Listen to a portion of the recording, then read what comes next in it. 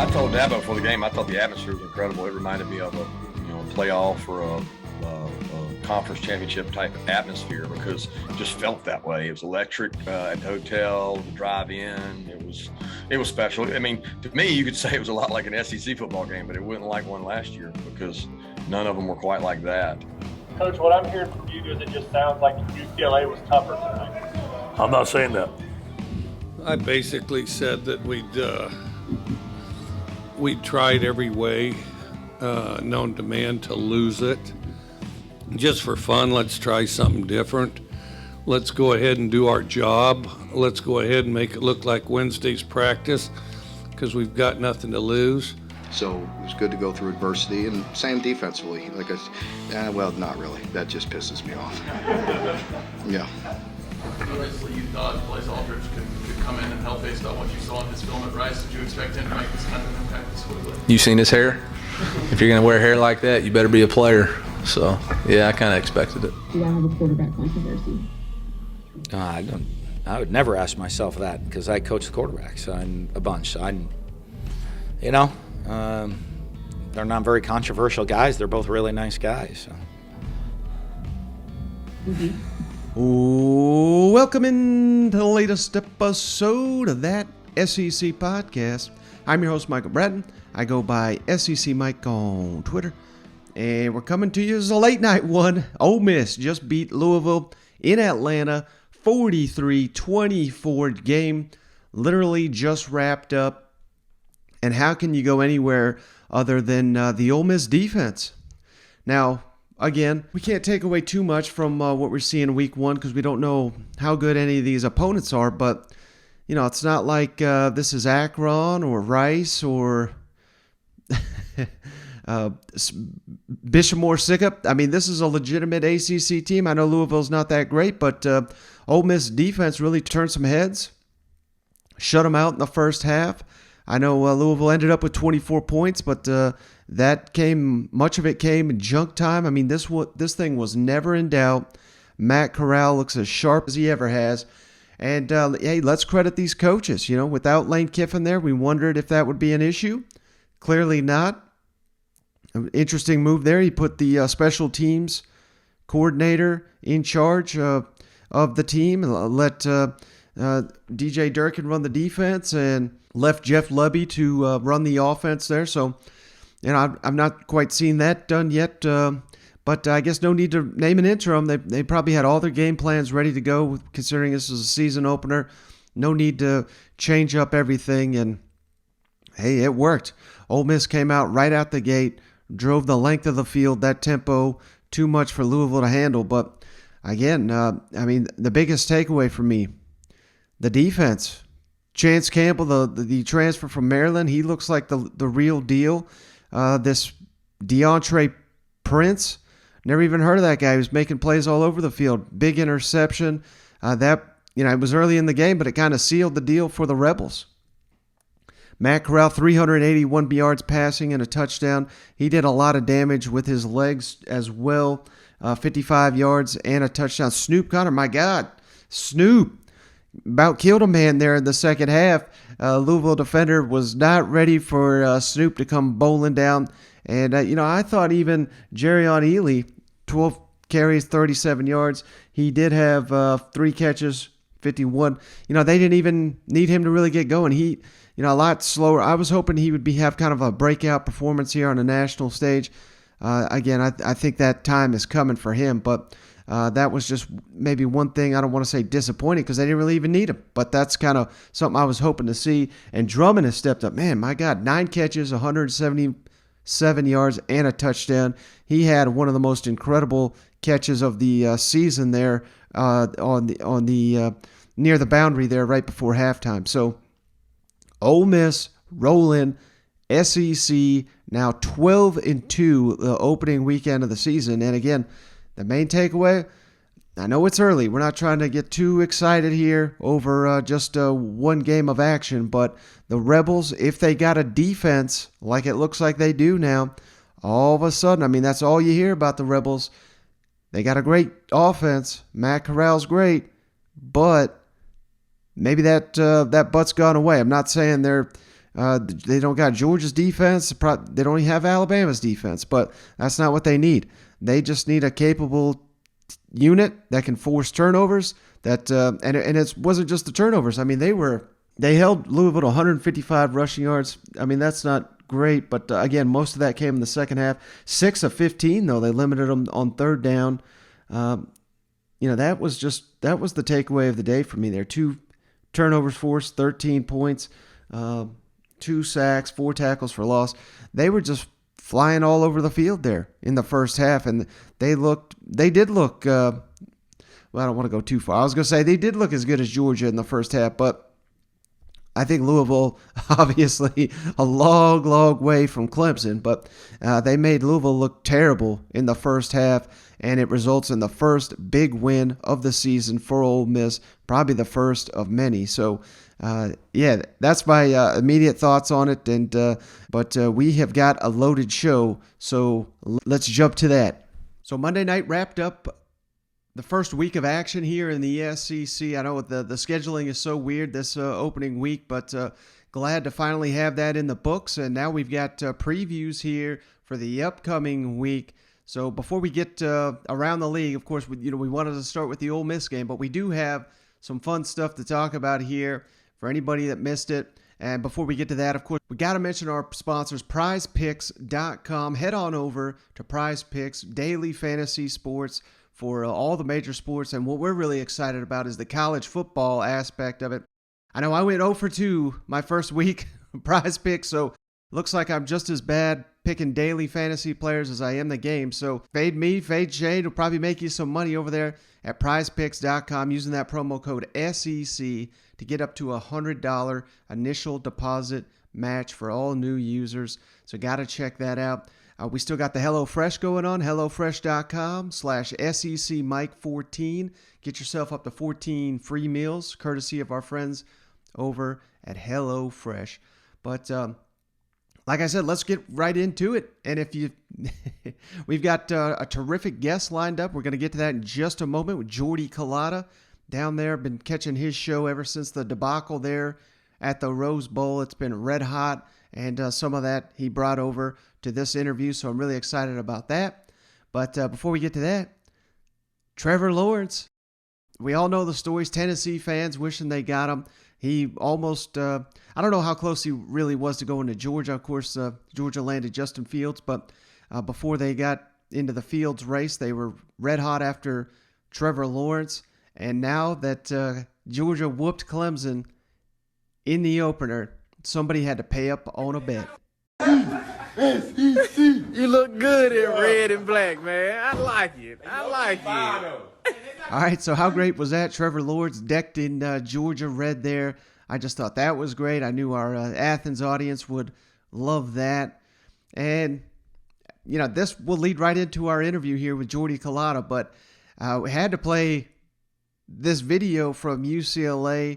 I really forgot to throw in so much action to pack in a Sunday show. Forgot all about the sissy blue shirt comment from Coach O. I'm sure you've seen it by now, but UCLA has been making money hand over fist, trolling LSU, trolling Coach O. Check this out, courtesy of UCLA.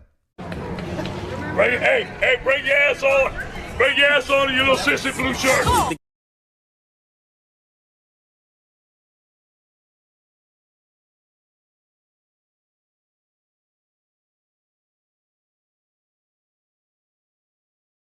All right, so that's something our guest Jordy Culotta not too thrilled about, and not necessarily that the fact that UCLA is profiting off this. That's not his issue. His issue is Coach O and giving people bulletin board material and just the poor public relations look of mixing it up with the fans, entering into the game. Let's kick it over to our interview with Jordy Culotta of the Jordy Culotta Show. We're pleased to once again be joined by the great Jordy Culotta, the go-to source there for LSU news and notes, not only on the football team, but basketball, but year-round. He does his show, the Jordy Culotta Show. I check it out every morning on YouTube. Jordy, thanks again for joining the show. I really appreciate you. Hey, Mike, thanks for having me back on, man. Yeah, and I know it's going to be some negativity here in just a second, but I want to start with the positive. How was your trip out there to the West Coast? And man, you found what is, in my opinion, is the gem. I used to live out there, Santa Barbara. I mean, when I retire, if I can afford it, that's my spot. So can you tell us how the trip went out there? Oh, it was fantastic, man. I mean, just the opportunity to go out there and, bring my son and our family and go out there and experience just a great part of the world, something that's so, you don't get an opportunity to really experience every day, the Pacific Ocean and the mountains and the climate and the vegetation and the palm trees, and getting up to Santa Barbara for a day and a half was really cool, man. And driving around LA and all of the stories and all of the sights and all of the pictures that we were able to capture was really cool. So it was a fantastic trip. The low point obviously was the football game, but even with all of that, even in the loss, it'll be a trip that we remember forever. Mm-hmm. And that's kind of the great thing about these home and homes, I mean, it gives you and like you said, you and your family an opportunity to go out there and visit. And had this game taken place in Arlington or Atlanta or wherever the hell they got these non-conference games, you're really not getting the full experience, are you? No, you're really not, man. It really was cool to get in there and see some of the traditions that UCLA sticks with and some of the things that they play around with, and the recruiting that goes on there. It was real cool just to see another part of the world, the way that college football is celebrated and somebody else's traditions in a beautiful venue. It was really cool to get over there and check it out. So, of course, it went downhill from there. Once the kickoff started, initial impressions on LSU, and how troubling is it that for the second year in a row, we've got a completely new staff, yet it looks like the same old LSU on defense. They got their damn ass handed to them by Chip Kelly. No, they did, man. They just weren't prepared. If you watch the game, some of the things that we were watching from a standpoint of just, scheme on scheme, man on man. It was clear and evident that UCLA was the more prepared and better football team. And, from everybody that we spoke to and, just watching the game, it falls at the feet of the coaches, for the recognition not to be there and really what they needed to do to have a team that they could put out there and think could be competitive. Just obviously it was not done. And, it just kind of seems like the same story, the same storylines continue to haunt LSU here for another season under Orgeron. And I don't know about you, but when I think of Coach O, aside from being a recruiter and a defensive line coach, I think of toughness. I think of, winning in the line of scrimmage. And that, to me, is the most troubling thing here is you go to the West Coast and you get dominated on both lines of scrimmage, I thought, by a UCLA Bruins team that I don't know if they have a player that LSU would take over one of their own linemen. What to you is the most disturbing thing you saw from LSU on the field? Well, I think the lack of preparedness in both sides of the ball. Remember, you're breaking in two new coordinators, an offensive and a defensive coordinator, and both of those guys showed just how green they were, both in the preparation and the play calling. LSU could not stop a crossing route to save their life versus Mississippi State last season, and again in the opening game, they fall victim to the same stuff. So, I just think the lack of fixing problems. The run game and the offensive line were absolutely pathetic. And for them not to realize that in camp and take in a game plan that would be just competitive is very much head scratching. I think Orgeron had some comments after the game on Saturday that were concerning. If you're listening to the things that he's saying throughout fall camp, a lot of the stuff that he was talking about at the beginning of fall camp and which he wanted to accomplish were things that he was talking about last night that he wished that they would have addressed in fall camp. Well, you made it seem like you were trying to develop the run game and paying attention to creating diversity in that attack. And then, he seemed like he was the most surprised by the lack of efficiency on Saturday night. So I just think that there's some overly concerning things when you look at the program beyond the inability to really play competitive football like they did last weekend versus UCLA. I mean, it's easy to look at the game and say what was going on, but if you look a little bit deeper, it seems like there's an overall problem within the program that's tough to ignore. Yeah, and I think it's compounded by the fact, of course, we've all seen the clip, sissy blue shirt. I mean, UCLA is just having the time of their life with that comment at this point.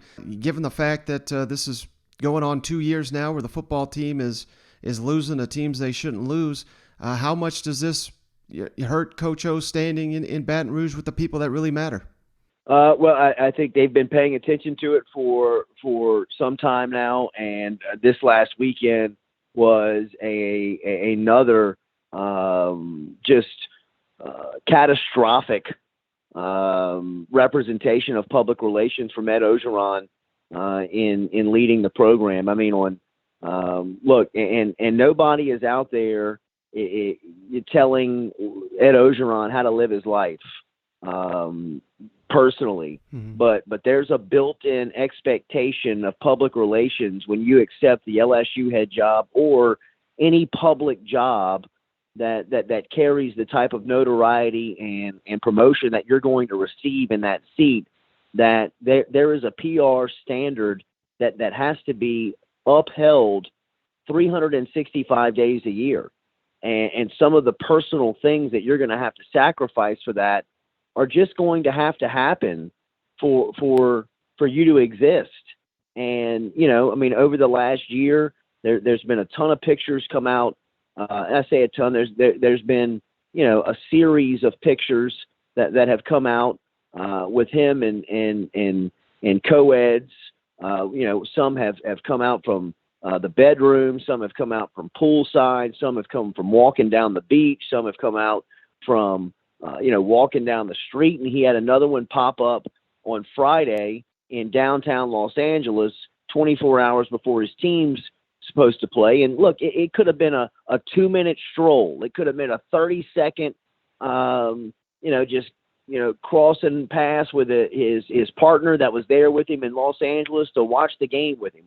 Nobody knows the story, but what the story that social media tells is that he's out there chasing skirt the week of the game, and then 24 hours later, his team gets their teeth kicked in, and they're not prepared and ready to go.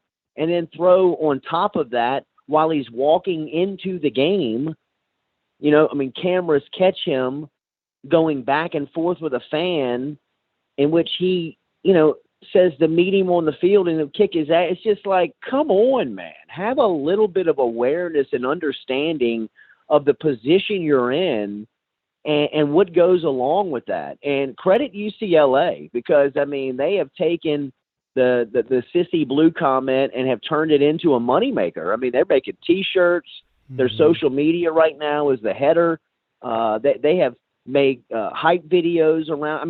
They have turned him in and LSU into a meme. That they have turned them, into the butt of a joke. It is. It's comical on what the reaction has been and how UCLA has taken, another PR misstep by Ed Orgeron and turned it into something that will live on forever. I would imagine that UCLA would probably use the term of sissy blue shirts for at least the next 20 years with the way that they're running with it right now. All right, last thing for you, Jordy. Of course, LSU's got a couple cupcakes lined up here, but then SEC play gets started here with a trip to Mississippi State. How big will that game be for Coach O? And, I know every situation is unique, so you can't make it an apples and apples comparison, but if he loses that game, could we see a repeat of what happened to Les Miles where they cut him in the middle of the season? I don't necessarily know if they can do that, because I'm not sure on staff if they have somebody qualified enough to take over. But, I can tell you that every game is going to be a pressure cooker for Ed Orgeron, because, like I said, his team is struggling on the field, and then you compound that with some of the off the field stuff, and then LSU is still under investigation for some of the Title IX stuff that Ed Orgeron's name has been involved with. To the degree it has not been that harsh, but it cracks the door for administrators to find a way to move him without having to pay a buyout. And if that's possible, and he continues to not understand the weight and the scope of the public relations that goes along with the job, then it's going to be it could be a really quick hook, in my opinion, for finding a replacement on Ed Orgeron. I really do. I think that the seat and the temperature has turned up to a very hot status after this past weekend at UCLA, and it wasn't all just because of the outcome of the game. Yeah, that's something you hit on your show, the Jordy Culotta show. Again, if you're not checking it out, you got to check it out. The powers that be have kind of addressed this with Coach O and his agent and whatnot about being more publicly aware. So, I mean, it's very troubling when I hear comments like that.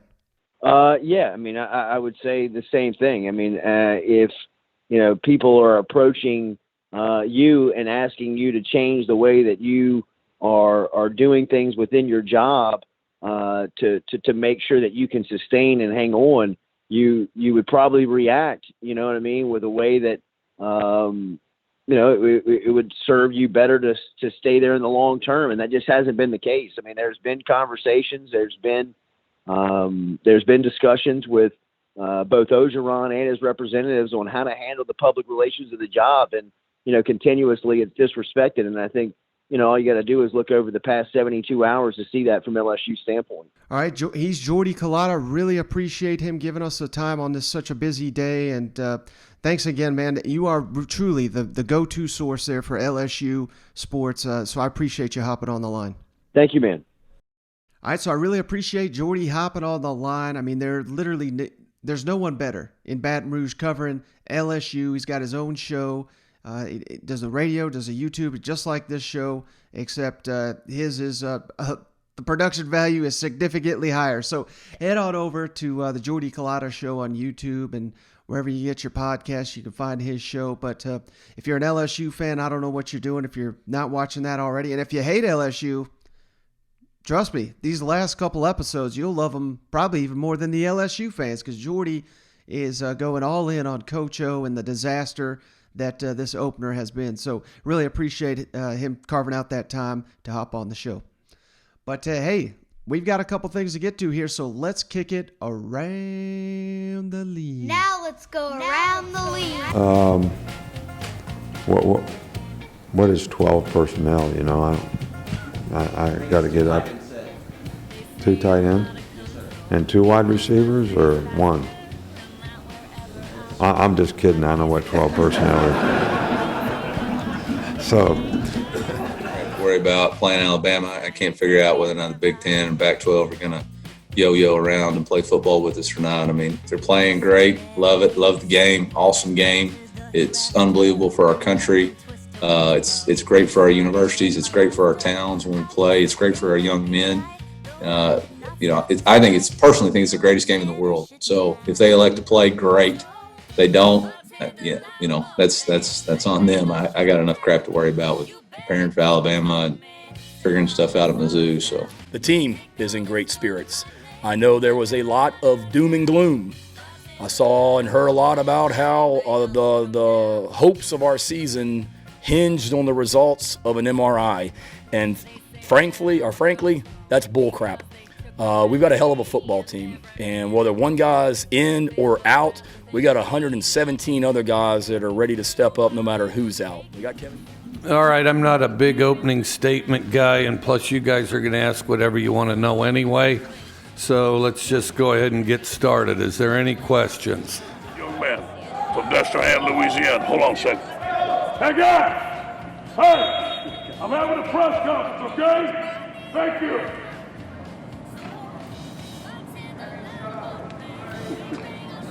Great young man. All right, big game here in Fayetteville. Obviously, SEC Nation's already announced they're headed to Fayetteville for the Texas game. First matchup in Fayetteville between these two since 2004. Long time. Texas leads the all-time series 56-22. but Arkansas has won 4 of the last 6, including the 2014 Texas Bowl, which Sam Pittman was a member of that staff. That was the borderline erotic game, of course. How can we all? No one can forget that one, So, but really terrific matchup here in the SEC. A prove-it game for Arkansas. Obviously, fans of this show know I'm one of the biggest Arkansas homers that are out there. But, the time for talk is done. Did not look very impressive against Rice, particularly in that first half. Made enough plays in the second half to cover and win comfortably there in the opener, which should have happened all along. But now the task gets much tougher. Texas just dominated Louisiana. Billy Napier, he was the red-hot coaching candidate not that long ago. I think he still is, but, I think some luster off of that program with Texas just whipping them. I think it was like 38-10, something like that. So it wasn't even much of a matchup here.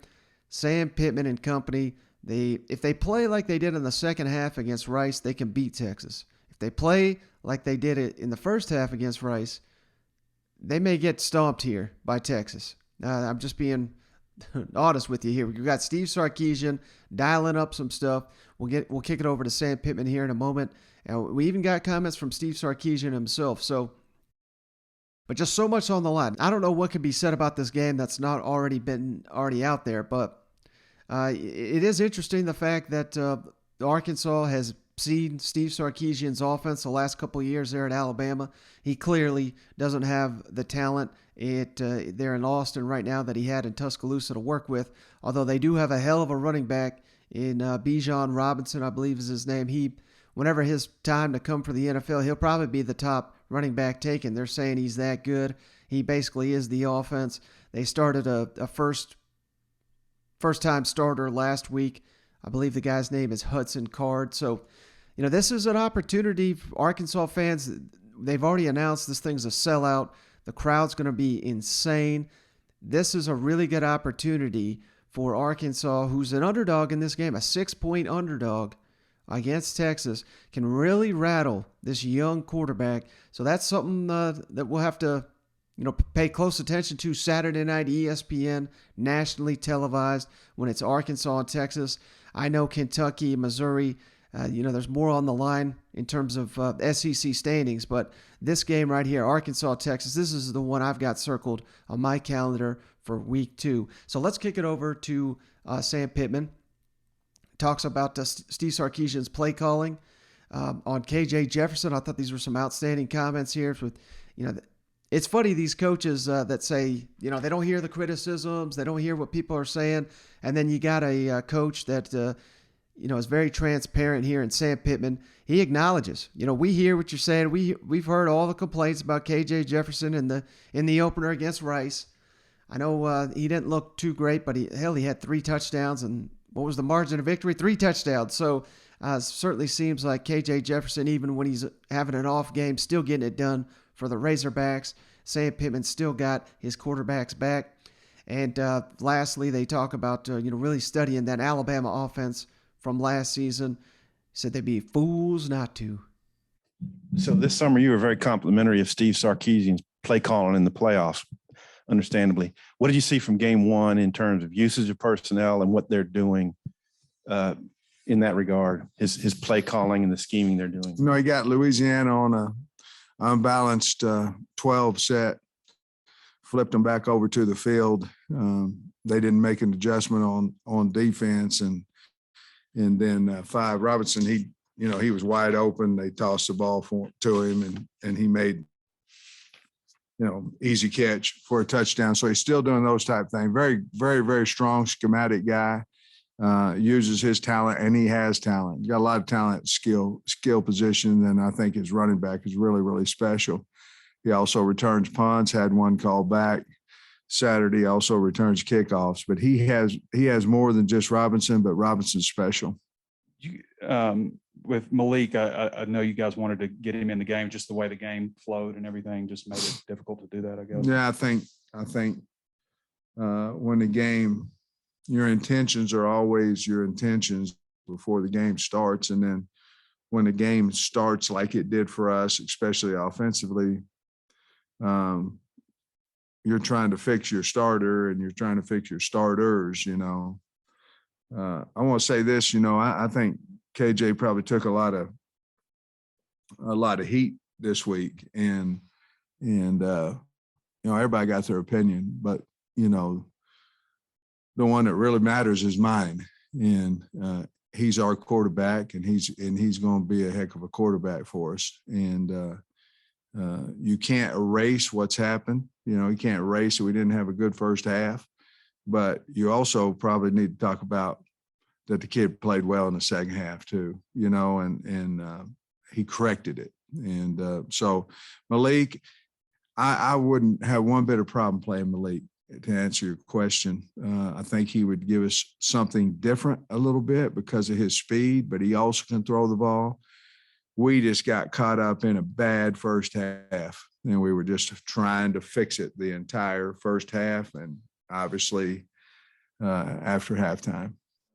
Sam, obviously different players, completely different team, but do you put anything into last year's Alabama game and how Sarkisian played against your guys' defense? Yeah, we certainly have looked at it. We'd be a fool if we didn't, but we certainly have looked at it. At that point, he may have been a little conservative than what they normally would be. It was the last game of the year. They're trying to not get anybody hurt. They're going into the SEC championship game, all those things. So I think he may have played us a little bit conservative over what we saw on film from previous games of his.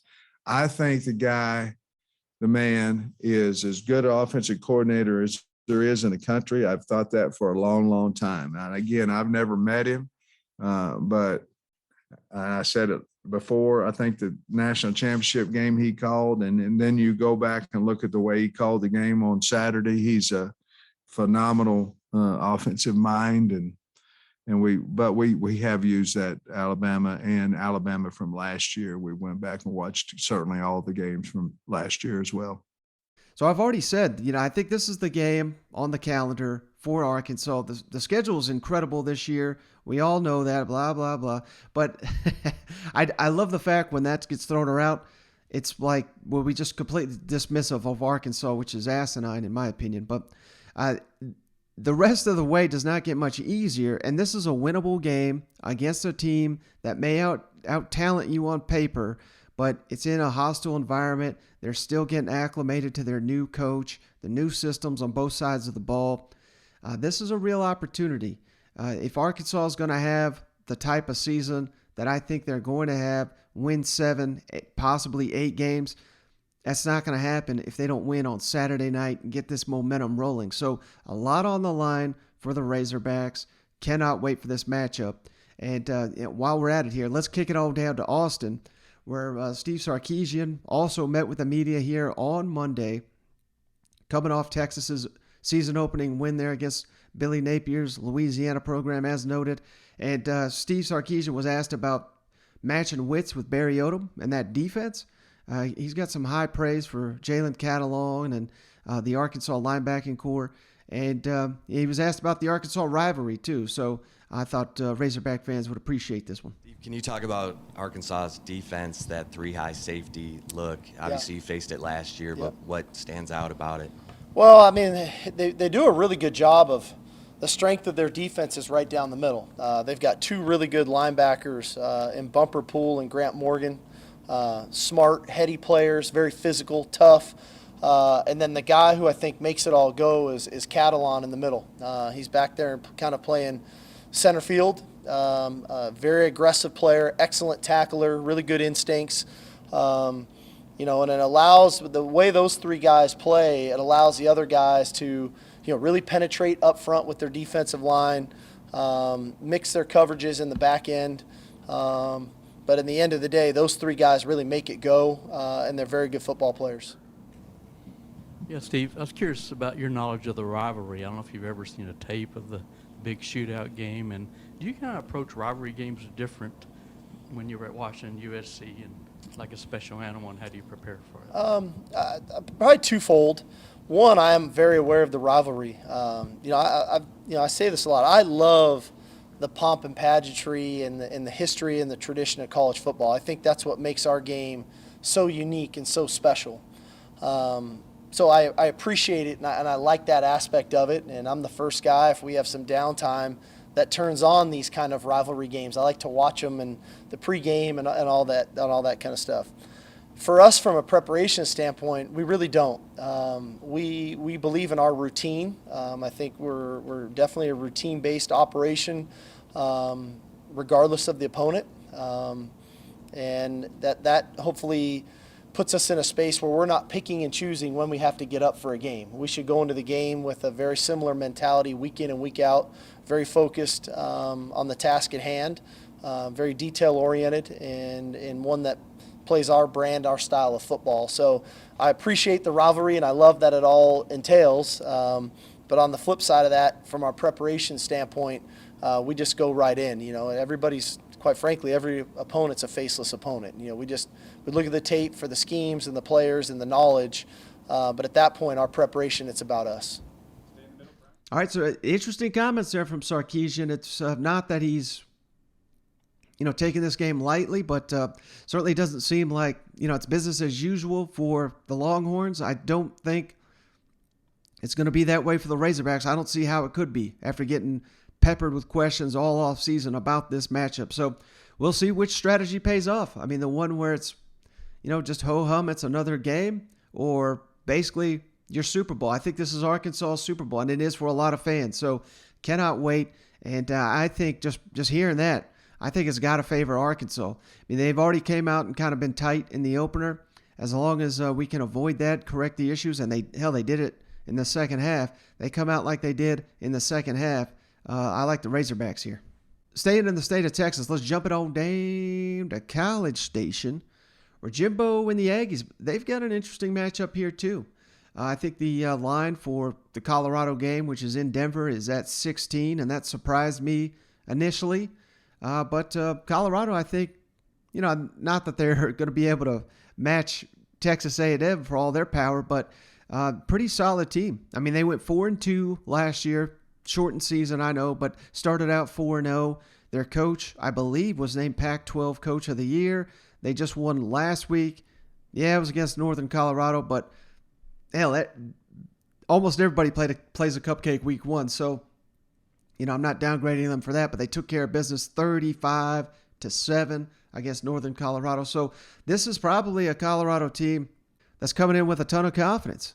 Now, certainly that's not going to help once some Aggies hit the field and punch them in the mouth here, but this is maybe a little bit of a trap game here for the Aggies, where you're playing. This is your first time Haynes King starting on the road. And it is the road. I know it's technically a neutral field. I'm sure there'll be a lot of Aggies. I hope there are a lot of Aggies that travel to this game. Denver's one of my favorite cities. Definitely, if you're planning to make a trip, reach out. Maybe I can give you some recommendations there. But cousin Jonathan and I, we've been there twice now. And one recommendation right out the box, don't stay near the airport. We found out Airbnb, they do not let you know if you're staying in a gang neighborhood till you get there. So, true story. But good news for the Aggies. Michael Clemens is going to be back for them in this matchup. Maybe that'll shore up some of the defensive struggles they had against Kent State. Kent State really hit them with some big plays here in the opener. Of course, they didn't do much of anything in the second half, but this will be an interesting one here. Young quarterback, offensive line still a little bit in transition. Haynes King had the 3 turnovers in the first game. Jimbo did not sound concerned at all. And now that he's studied the film, he seems even more confident in what King can bring to the team. But again, maybe you get your quarterback rattled in a game like this. Let's not forget the altitude, which some people make a big deal about. Jimbo Fisher, not at all. But I can tell you from experience, it's pretty weird. It's until you get up there, you cannot replicate it. And the best way I can kind of explain what it feels like is just, even after short walks, you feel like you're out of shape. You're out of breath. I thought, God, my ass is getting fatter than I thought last couple times I went up to Denver. But then it hits you that you're in that altitude. So that's what it does. I mean, it takes the breath right out of you just walking up the stairs. So what's that going to do playing a football game? It's going to be intense. So, and I think the last time we kind of mocked this off, it was Missouri went on up there to, was it Wyoming? And I believe it was the season opener. And what happened? It was Wyoming kicked the shit out of Missouri. And this was, if I'm not mistaken, this altitude is no joke. Trust me. So I think it's a little bit bigger deal than what Jimbo's making it out to be. But again, you're going to have the advantage of damn near every position. So I'm not saying it's going to cost the Aggies a game, but a little bit of a trap game here. So got to get King, eliminate those turnovers, get adjusted to this altitude. And I think those are the only two things that could trip up the Aggies. And the fact that they're going on the road makes this game a little bit interesting in my mind. So let's kick it over to Jimbo, who talks about King and the eval after studying the Kent State tape. And here's another great stat. You know, we talked about Chain and Spiller and Smith and all the plays they made in the opener. Here's what I was not aware of till today. 25 plays of at least 10 yards or more for the Aggies in the Week 1 opener win over Kent State. That's more than anybody in the nation. That's incredible. 25 plays of 10 or more yards. I mean, my God. So how do they keep that rolling here? And on facing this Colorado team in this altitude, that's something also Jimbo hit on. What did you see from Haynes in terms of his composure? Outstanding. And just overall, not one bit. The moment was on? not too big at all. Was totally in the game. If something went wrong, he can walk off and tell you what went wrong, why it went wrong. We're communicating excellent all night, seeing things. And if we say, you know, this side here, I thought that coverage, maybe yeah, Coach, I see what you're saying now. I could have come back here. Was excellent in communication. And I thought, you know, you always wondered it was a moment too big, and it wasn't. And it really got to test him under duress. Had a couple, you know, you get turnovers. Does that put him in the shell? Nope. Went right back, saw him things, being just as aggressive, doing the things he had to do, and was proud in that regard. Coach, you guys had 25 plays of at least 10 yards on Saturday. That was the most in the country. And Jalen said he thinks you guys can be even more explosive. So with all these weapons, I mean, how explosive can this offense be? Well, I mean, if we stay disciplined, and that's what we got to work on. I mean, all those good things, but then you have the self-inflicted wounds and little things of wide interception was made, guys not spacing, guys getting hands on balls that shouldn't be there, trying to make I mean, little things. And again, those come from, I want to get the ball, I want to get open. Well, how is that in correlation to the next route coming behind you? You know what I mean? How does that fit? How does the spacing fit? There's a lot of little things with our veteran guys that have to get cleaned up. And sometimes as a veteran, you want to go out there and it comes from you want to make that play so bad, or you want to get in there and you start ad-libbing. You can do it, but you got to stay within the framework of things. But we can. I mean, you know, we dropped a touchdown. We had a big touchdown drop in there and still played really well. I mean, there's a lot of potential for guys that can run with the football, catch it. Quarterback can throw it. He can run it. Our tight ends can block and catch. I mean, it is in our offensive line. And we have a lot of potential. But again, potential means you haven't done it. And what I'm looking for is the consistency and the physicality that we do it with, so we can keep perceiving. And the other thing in that game, we actually messed up a short yardage, and that was all it came from was a missed block. We didn't again come down all the way on a guy where we could have hit that seam. And something that little, you know, you have a 6-7 play drive, because in the first half, the thing about us was we didn't have the field position. We were always backed up. And so we were on long drives. So we'd have 6, 8, 9 plays, and all of a sudden, boom, we didn't score. We'd score the first 2 drives, then we didn't score the next 3. And it's frustrating by still moving the ball. That's why you got to finish drives, and you got to focus, and our attention to detail has got to be a lot better. But there is a lot of potential there. There's no doubt. Jimbo, you're going to Denver and playing in altitude, which is something this team isn't really used to. What are you doing to prepare for that altitude? And is there anything? Well, test guys and no. I've done it before. I've done it multiple times and never had an issue. You line up and play. Been to Colorado, which is 200 feet higher. Been to Provo, which is 800 feet lower. With Florida kids all over the South, and it's always been fine. And you adjust, and people do have things. We'll have oxygen on the sidelines. Guys need to get low air, but it's always been. I mean, Dave's played up in Mile High when you're in L.A. I mean, it's not. I mean, some guys. I mean, there could be you have a condition or something that can really affect you, but most of the time that's not a big factor. All right, next let's kick it all down to Rocky Top. Again, man, the theme here, big games here for some of these coaches. Sam Pittman there at Arkansas, facing Texas. Now Josh Heupel getting Pitt at home after, an up and down performance there on Thursday after going back and rewatching that Tennessee game. I'm not as worried as I was at the time. It's very easy to sit here and say, but a penalty here or there really killed the drive. An overthrow there, a drop pass here. That just really halted any opportunity Tennessee had to carry that momentum they had in the first quarter against Bowling Green into the second. And it really is that simple, because they only touched the ball, I think, 5-6 plays in the second quarter. And when 2 of them are penalties, that's 20 yards of penalty. I'm talking on one possession, and a big drop that would have got you a first down, another overthrow that would have been an easy touchdown. I mean, these are plays that are out there to be made, and it's not as simple as flipping a switch. I understand that, but if these minor corrections can be made, again, these fireworks would have been everything we were anticipating from this Josh Heupel offense in the opener against Bowling Green. So a lot to work on here going up against a Pitt team led by Pat Narduzzi, known for his defense. And I was unaware that Josh Heupel had faced Narduzzi previously, but apparently he has. So that's something to consider. The chess match there between the two head coaches that respectively call plays on their side of the ball going head-to-head. That's going to be one of the biggest matchups in the SEC this week, determining the outcome of this game, with Pitt being a slight favorite on the road in Neyland Stadium.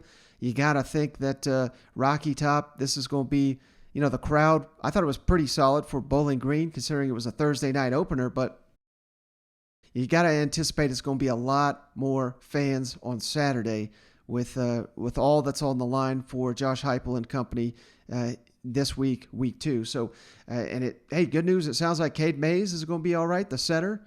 That really seemed to halt Tennessee's momentum as well in the opener. Jimmy Callaway will play, according to Josh Heupel. So there's your receiver. You're getting a little added firepower there. But let's kick it over to Josh Heupel, who talks about the lack of execution there in the second half of the opener and what they're working on to get that corrected, and on facing a Pat Narduzzi defense. 2 things. Do you have an update on Cooper Mays' availability? And then also, when you looked at the tape, how did you evaluate Ollie there at guard and then Jerome sliding over to center? Yeah, Cooper's in the building today, moving around. As the week unfolds, we'll continue to get a better feel if he'll be at 100% for kickoff. I thought Jerome sliding over, obviously the holding calls, but other than that, executed and performed at a really high level inside. Did a great job of communication, getting everybody on the same page. News. You talked about things that are correctable in the passing game from every position. How common is that when you're putting in a new system, a few new wideouts, a new quarterback? How common in your experience is that you need? Yeah, you don't want it to be that way. You want to go out and execute. The second half of that ball game's probably as poorly as we've executed since we started training camp. Somebody asked that question after the ball game. Didn't want to answer that before. For whatever reason, we can get back and execute the way we did early in the football game. Yeah, Coach, you've played against Pat Narduzzi's defenses before. But what is the challenge going against them? And then specifically for your receivers, how physical do they have to be this week, considering what they typically does in the secondary? Yeah, you're going to see a bunch of man press, based out of the quarters, but they'll play multiple coverages out of it. They're a well-coached team in all 3 phases of the game. They're going to be tough and physical. That's out on the perimeter. That's inside the core too. And so you got to be tough. You got to be have strain. You got to play with a physical presence. That's going to be important for us out on the perimeter. It'll be true for the guys in the core too. How would you rate your wide receivers' physicality through camp and through the first game? Yeah, those guys are tough, physical. We put them in those situations every single day. I anticipate them to play with a great competitive edge on Saturday afternoon. All right, last thing here. Let's kick it all down to Gainesville, where, my word, I thought I was making a big deal out of Emory Jones and Anthony Richardson and the battle there for the starting quarterback spot in Gainesville. That apparently is not a battle at all. It's Emory Jones, but the fans and people in the media like me are dying to see more of Anthony Richardson after getting a little taste of him there in the opener against FAU. But Dan Mullen continues. I've seen Cole Kublik ask him about it, and Mullen laughed it off in these pressers. He's getting asked about every third question. He's getting asked about the quarterbacks and rotating them, and who. It's just odd. So, hey, I guess it's a good problem to have. You'd rather have multiple quarterbacks you trust than none at all. And certainly, Dan Mullen, we know his history. He's done that with Felipe Franks and Trask. He's done it with Tim Tebow and Chris Leak. So, he's done it with Dak Prescott and Tyler Russell. Even with at Mississippi State there with Nick Fitzgerald early in his career, they were shoveling quarterbacks kind of in and out, trying to get that.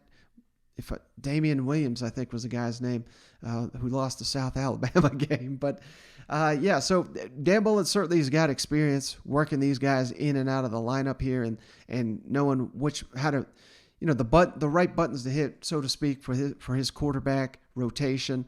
But that is just something that he cannot escape during his Monday presser. He was asked about, now that he's sticking with Emory because he knows the playbook. Now they want to know, well, how long is it going to take Anthony Richardson to master his playbook? Just say what you try to say. How long before he can take the job over? That's, I think, what they're really asking. And Mullen made an interesting comparison here. A little bit compares Anthony Richardson in a sense to Tim Tebow. I thought that was pretty interesting. On the quarterback grades, how they graded out in the opener, Amory and Richardson. And I really like this comment here from Dan Mullen on these in-state Florida matchups. What's the typical timetable and what's the kind of threshold for a guy in your experience to kind of get to that point where you trust him? Well, I don't though. I should say Anthony knows the offense. It's just getting the reps and the experience of the decision making and making all of the reads and the checks within the offense. Go watch the film, and he made spectacular plays, but missed some very, very simple checks within the game plan. So, it's just that comfort, and then that comfort of being able to execute it within a game. So, obviously, you can make that time work however you need to make it work sometimes, but it's the best when you get to let guys learn it the right way and build a really solid foundation. You understand the enthusiasm for Anthony after the other night, right? There's always enthusiasm for everybody, when they come in and he made some great plays. So, I was here in 2006 and there was huge enthusiasm for Tim Tebow, and he played about, 6-7 plays a game. And of those 6-7 plays are a lot of enthusiasm. So, I've seen it before and understand it. Quarterback thing real fast. How did they grade out compared to each other, Emory and Anthony? I don't have all the specifics. They were both okay. I kind of look at, go down to when we have the meeting with them for me to go through some of the reads.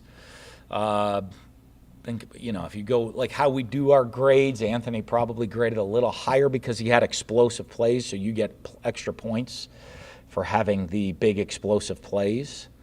But if I went pure without giving the bonus points in, probably very similar. Okay. And then on USF, you talked about it a little bit last week with Florida Atlantic. You like playing these state games. Can you elaborate on that? Why are these important from your perspective? Well, I think for one, it's a pretty neat game for people in the state of Florida. Again, this might not have national implications right now, where I don't know that, besides the Gator Club of Seattle, everybody in Seattle's can't wait to see. I'm sure there's high school players that are excited to watch the Gators play all over the country. But, the general fan in Seattle's probably not all can't wait for this game to happen. But I think here in the state of Florida, this game's a big game, for a lot of the fans. And, you're going down to the Tampa area, and for their fans to be able to come see that for players who's, both teams, their highest percentage of players are going to be from the state of Florida. Their families get to come see this game, and guys know each other from growing up and seeing the two teams play. So I think that's what always makes it fun on these kind of when you can create, little in-state rivalry games like this. I think it's good for the state. All right, so Dan Mullen, of course, has been a guy that, he's been very high on, rotating the SEC schedule. We need to play more SEC schools. But I also like the fact that, he knows, being a big college football guy, he knows what games like this mean to a program like South Florida with the Florida Gators coming into town. And South Florida looked terrible at the opener. They're probably going to get destroyed by the Gators, but this is going to be maybe a once-in-a-lifetime opportunity for a lot of these fans down here. And, there's going to be tons and tons of Gators that live in that, I think it's Tampa is where South Florida is located, but there's going to be a ton of Florida fans. Maybe they wish they could go to Gainesville more often, but they live in Tampa, so they can't make that drive. So games like this are just great for the state. And I know sometimes we like to tease Florida, never leaving the state to play these non-conference games. But as long as you got quality opponents here in the state and you've got a fan base that ranges from the southernmost tip to the northern or the panhandle region of that state, it makes sense to be playing all across the Sunshine State for the Gators. So I just really like these comments here, and that's kind of what makes college football so unique, is just the fact that you can get games like this. You would never see, I don't know, the Tampa Bay Bucks playing, some arena league team or something like that. But here in college, you kind of can get that from time to time. So it's just interesting, and I love the fact that Dan Mullen that he pays respect to things like that.